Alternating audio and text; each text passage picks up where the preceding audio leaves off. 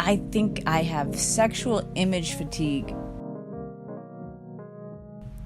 It's all about perpetuating how something looks and paying no attention to how it feels. I've been practicing being vulnerable, right? Just holding space, being seen as you are, with all your flaws.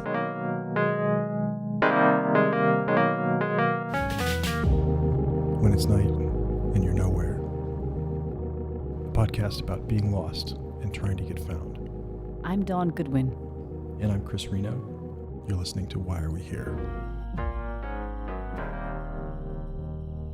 All my life, I have felt that being sexy was the one thing that I brought to the table. And looking at those old pictures from college, actually, we found on my phone, where I was newly bleached blonde, hanging on some guy in a bar, trying to look the part.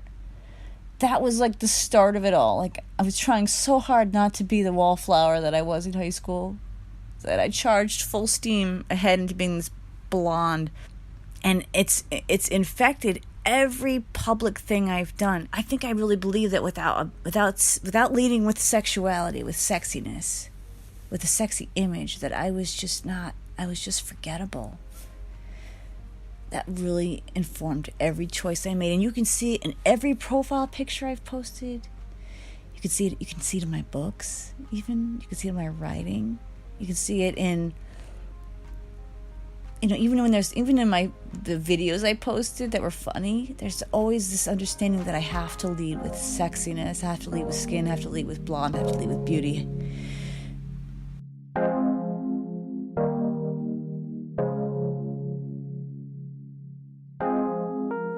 It's self-consciousness that is born of real, almost painful rawness and sensitivity that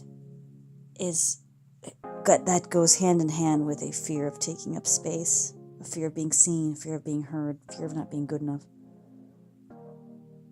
I was just listening to another podcaster talking about how in grade school she would go all the way around to the back of the building, into the back door, which was like an extra 10 minutes, rather than walking right through the front doors of the school every day because there was a crowd of people standing there, and just the unbearable feeling of getting attention on your body, on your person.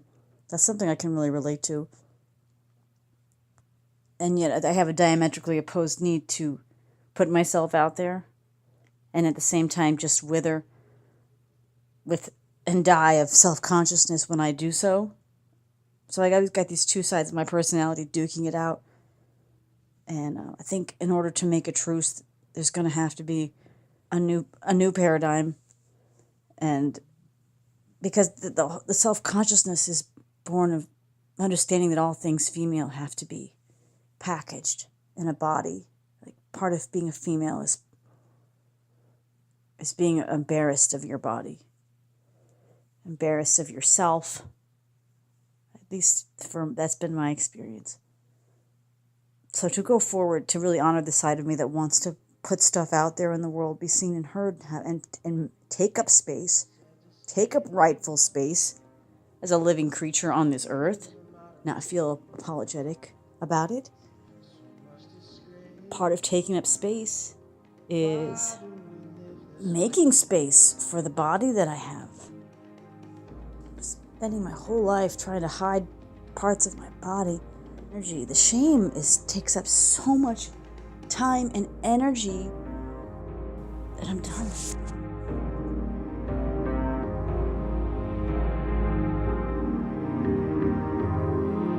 So much disgrace. Why do we live this way?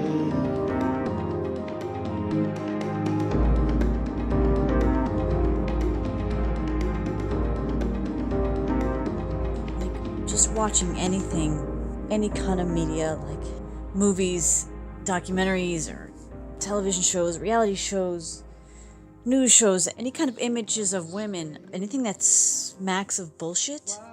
I keep asking myself, well, where are the women who are my age? Like, I see the 20-somethings, a few 30-somethings, and then it's like they disappear in the movies, and on the news desks, on the popular series.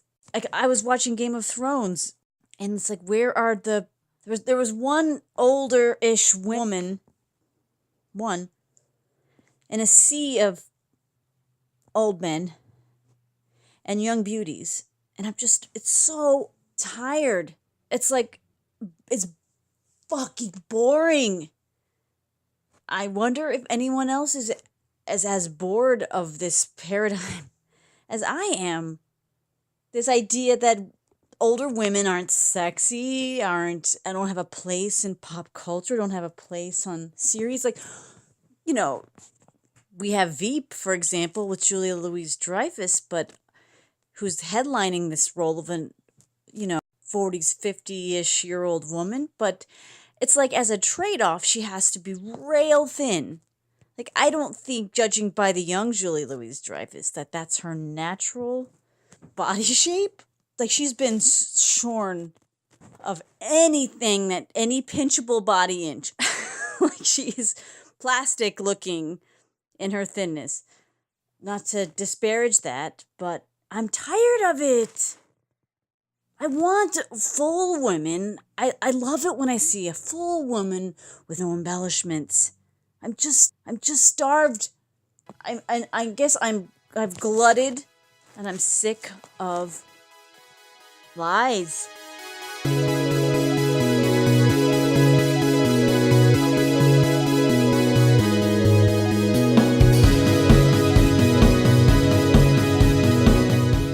So another piece of this is what I might call maybe it's thin privilege. No, maybe it's just white skinny lady disease, where women realize that to do so, or to maintain that, they have to also look the part. It's not enough to just be high achieving and excellent. You have to be shaped the right way. You have to be physically active, physically restrictive of your diet, and controlled in all ways. Like, body is always part of the package of high achievement with women.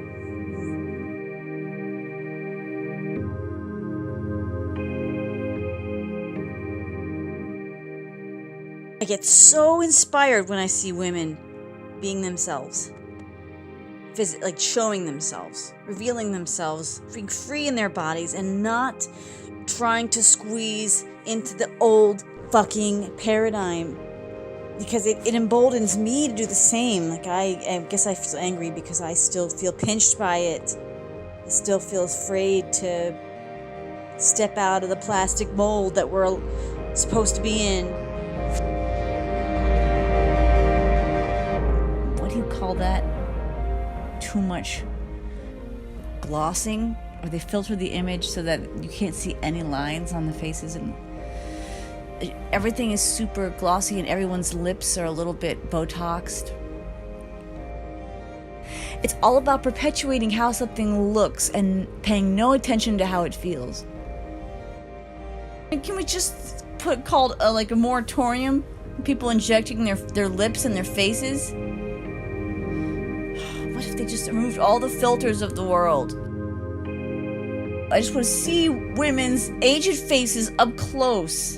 And everyone needs to sit in that space, like stare down an aged woman's face up close on a screen and just sit in whatever it makes you feel.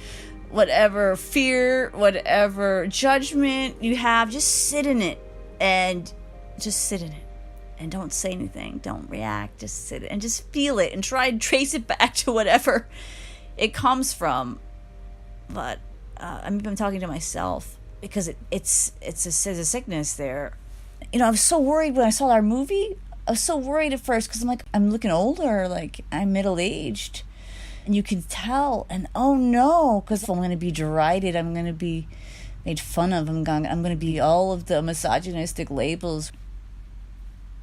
I didn't understand when I would show you images from our film of you on screen, and we were having completely opposite responses. I thought it was stirring and nourishing to see you there as a both a beautiful woman, but a woman of a certain age, just as I'm a man of a certain age. That's why I like you. You got different eyes than the ones that I've been programmed. It was really thrilling because I believed you when you say stuff like that. You're not just blowing smoke up my ass. You really mean it. No, that's how we met. How I fell in love with you, and that's how we're together now. My relationship with you was the first time I think I can remember thinking this is about what feels good on the inside and not what looks good on the outside. This is a love based on what you want, not trappings, not image, but inside. So that's kind of informed this whole swap of values, this value swap. How does it feel? Not how does it look? I've been practicing being vulnerable, right? Just holding space when you're feeling uncomfortable, just being in that space of being seen as you are, with all your flaws, all your skin being what it is, your creases in your face being what they are, your state of your beauty being what it is. I think I could really get into holding that space. Because there's also a big fuck you in that. It's a big, giant, orgasmic fuck you to all of the fucking pillars I've been trying to uphold.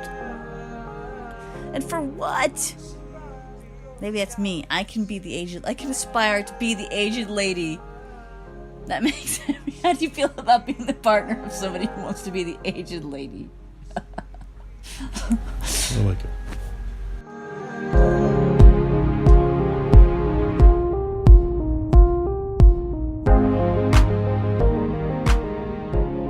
You've been listening to Why Are We Here?